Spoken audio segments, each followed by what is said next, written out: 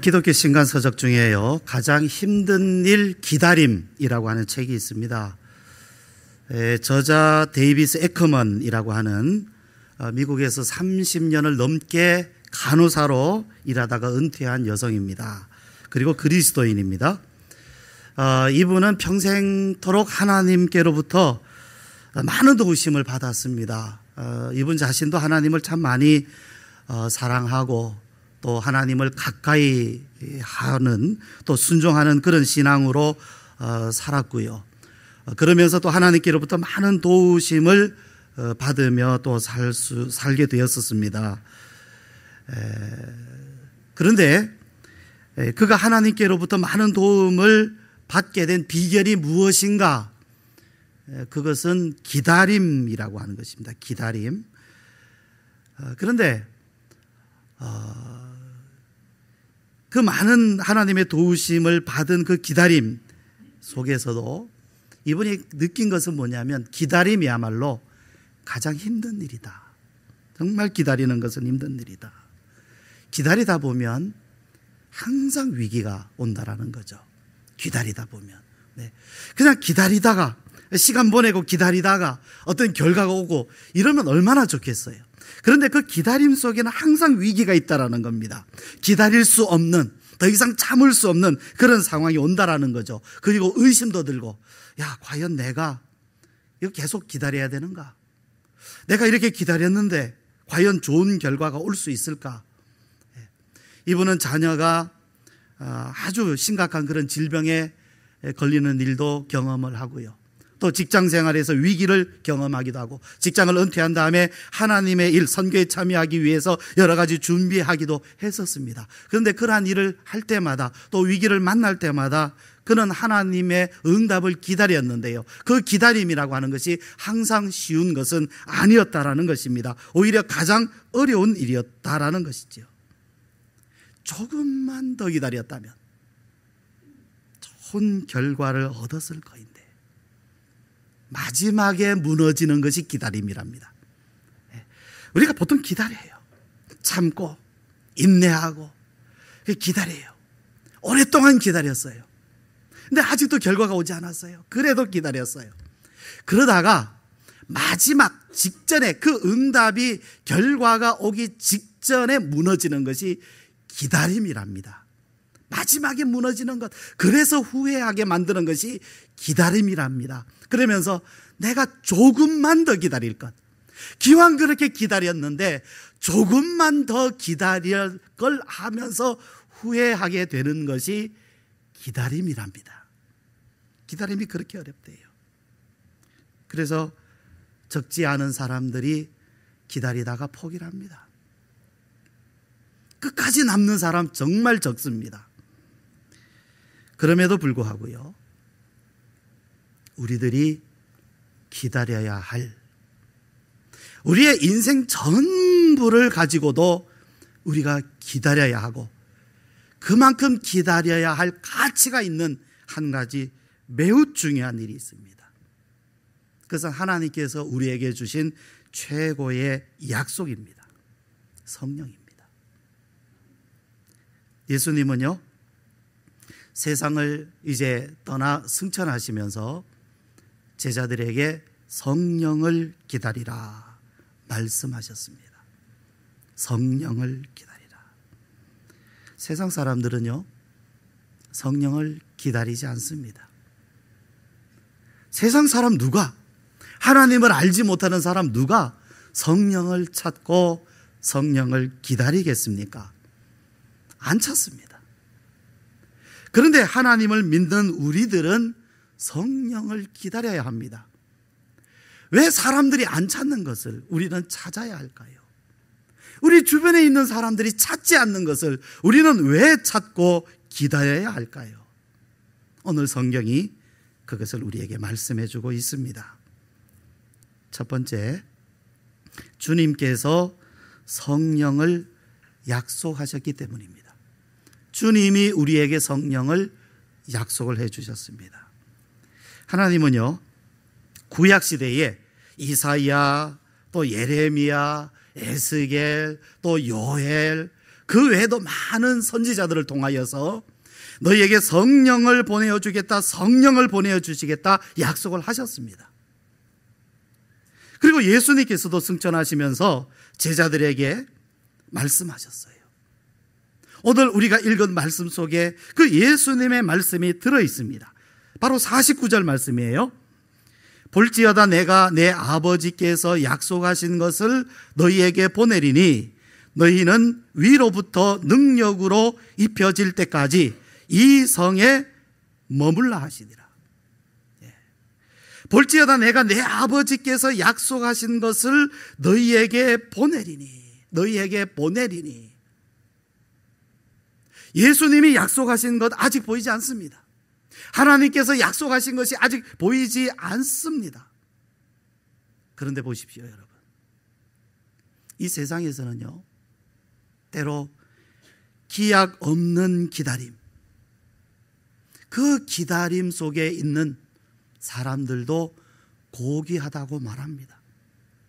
기다리는 사람, 전쟁에 나간 주인을, 그 전쟁이 다 끝날 때까지 먹을 것도 없는데 개가, 그 주인을 기다리는 개가 그 전쟁이 다 끝날 때까지 굶주려 가면서 기다렸다 하는 그런 이야기들이 우리에게 감동을 주지 않습니까? 그 한 마리 개의 이야기임에도 불구하고 그 주인을 그토록 기다렸다라는 그 이야기가 우리들에게 감명을 줍니다.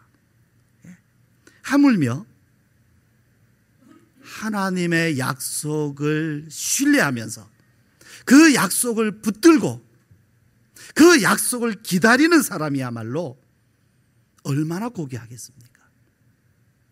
우리 사람이 볼 때도 고귀합니다. 하나님께서 보실 때에는 얼마나 더 고귀하겠습니까? 하나님의 약속을 신뢰하고 그 약속을 믿고 그 약속을 기다리는 사람, 바로 여러분 이런 사람이 하나님께 영광을 돌리는 사람입니다. 이런 사람이 하나님의 말씀을 믿고 기다리는 사람, 자기 평생을 걸고 하나님의 약속을 믿고 기다리는 사람, 바로 그 사람이, 그 사람의 인생이 하나님께 영광을 돌리는 사람. 하나님은 그런 사람들을 통하여서 영광을 받으시는 것입니다. 하나님이 성령을 약속하셨습니다. 우리 주님께서 성령을 약속하셨습니다. 약속하신 분이 하나님이십니다. 우리는 사람의 약속도 귀하게 여기는데 하물며 하나님께서 하신 약속이겠습니까? 하나님께서 약속하셨기 때문에 우리는 신뢰할 수 있습니다. 기다릴 수 있습니다. 그래서 우리는 하나님께서 약속하신 성령을 기다려야 합니다. 두 번째요, 성령을 통하여서 우리는 능력을 입기 때문입니다. 능력을 입기 때문에. 우리가 능력이 필요하다라는 것은 우리가 약하기 때문입니다. 우리는 약합니다. 우리는 우리 자신의 연약함을 잘 압니다. 우리는 우리 자신이 스스로 결단한다 할지라도 그 결단을 그대로 실행할 수 있는 그러한 힘도 우리는 부족합니다. 우리는 결코 강하지 않습니다. 가을바람, 겨울바람에 그 갈대가 흔들리는 것처럼 우리는 여러 가지 세상 일들 가운데에서 흔들리고 휘어지기 쉽지 않습니까? 때로는 그 연약함으로 인하여, 우리 자신의 연약함으로 인하여서 그 깊은 밤에 자신의 가슴을 끌어안고 안타까워하고 애타하는 적이 여러분 있지 않습니까? 우리는 약합니다. 그러나 여러분, 우리는 언제까지 우리의 연약함을 핑계 삼아야 할까요? 아니, 우리는 언제까지 하나님 앞에 우리의 연약함 때문에 탄식을 해야 될까요? 과연 하나님은 우리의 연약함을 내버려 두시는 것일까요? 아닙니다. 성령은 강하십니다. 성령님은 강하십니다. 성령님은 능력입니다. 사도 바울도 약했습니다. 그런데 그 사도 바울이 연약함 중에 있을 때에 하나님께서 그에게 말씀하셨습니다. 내 능력이 약한 데서 온전하여짐이라. 하나님의 능력은 우리들의 약한 데에서 강하여진다라고 말씀하셨습니다. 왜 우리에게 성령이 필요합니까? 우리가 약하기 때문입니다. 그러나 성령은 강합니다. 말씀하십니다. 이 능력이 입혀질 때까지 기다려라. 우리에게는 능력이 필요합니다. 그러므로 이 능력을 입혀주실 때까지 기다려라. 그러므로 여러분, 이제는 우리의 약함이 문제가 되지 않습니다. 뭐가 문제입니까? 약함에도 불구하고 입혀주시는 성령의 능력을 구하지 않는 것이 문제입니다. 그것이 불순종이 되는 것입니다.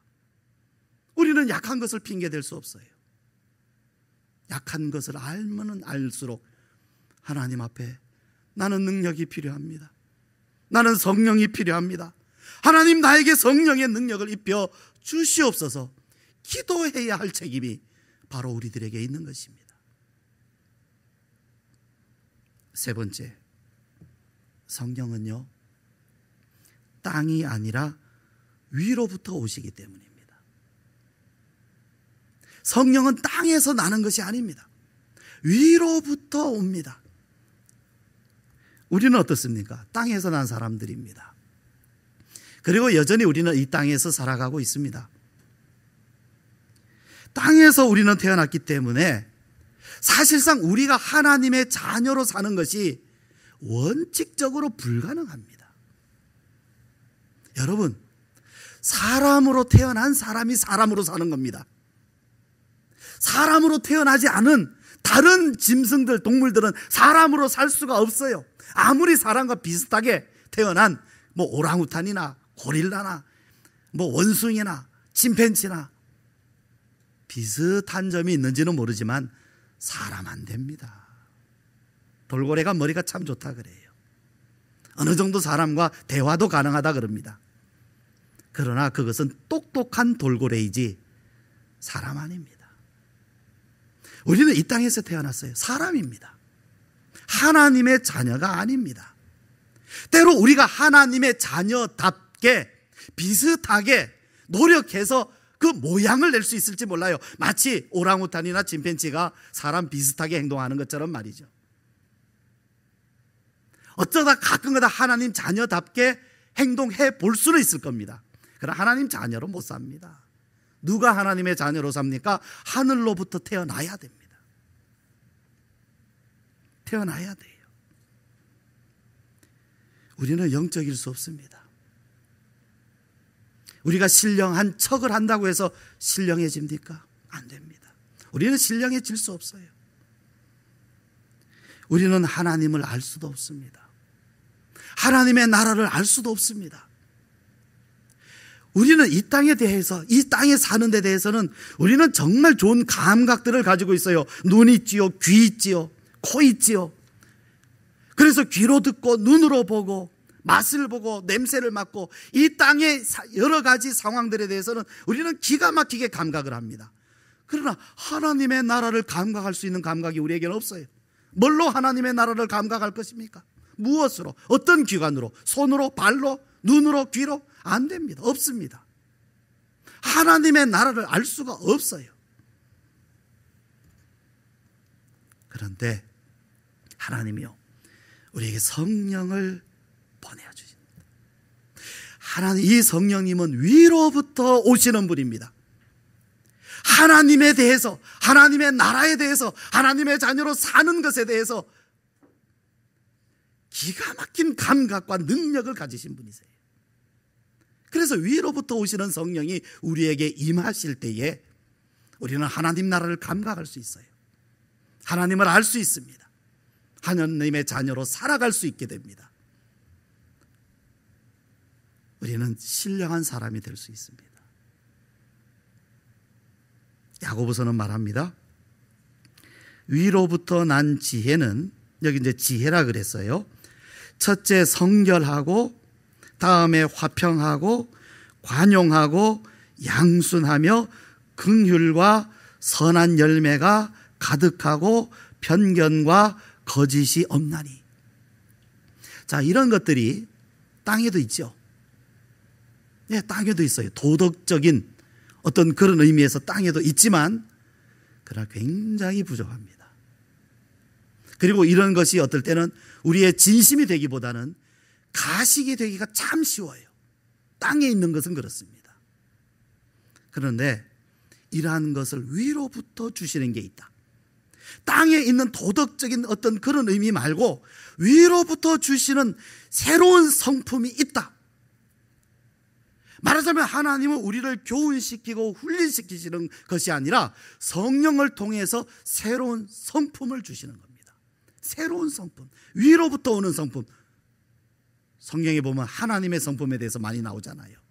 그 하나님의 성품을 성령님을 통하여 우리에게 부어주시는 겁니다. 여러분, 기가 막히지 않습니까? 이런 일이 있습니다. 이것이 성경에 약속되어 있습니다. 보십시오. 우리가 습관 몇 가지 고치고 우리가 그냥 가끔가다 마음의 결단을 한다고 해서 우리의 성품이 바뀝니까? 안 바뀌어요.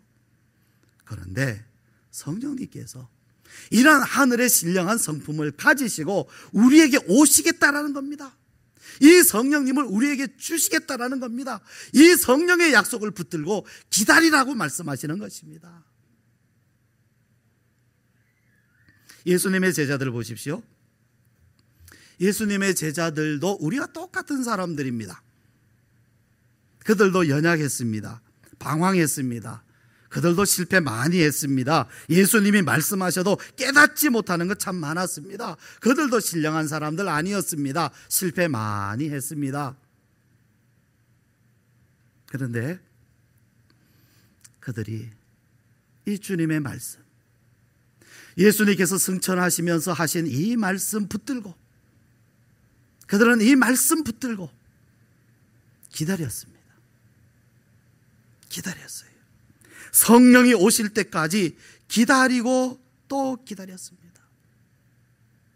예수님의 제자들이라고 해서 의심 안 들었겠습니까?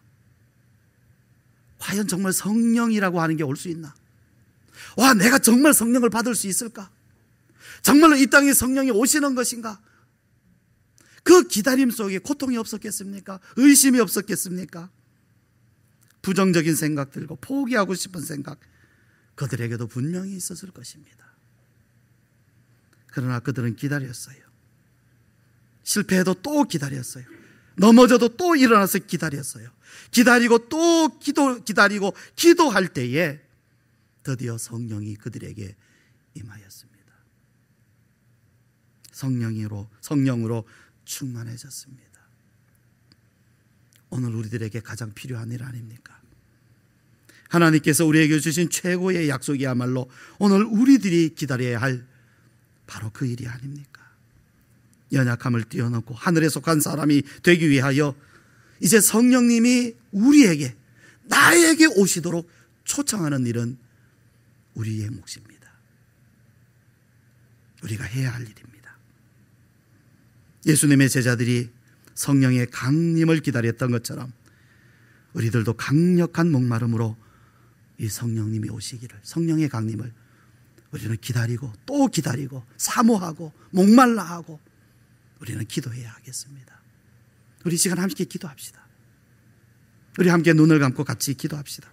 여러분, 이 시간 성령님을 정말로 하나님, 나는 성령님을 기다립니다. 지금부터 나는 기다리겠습니다.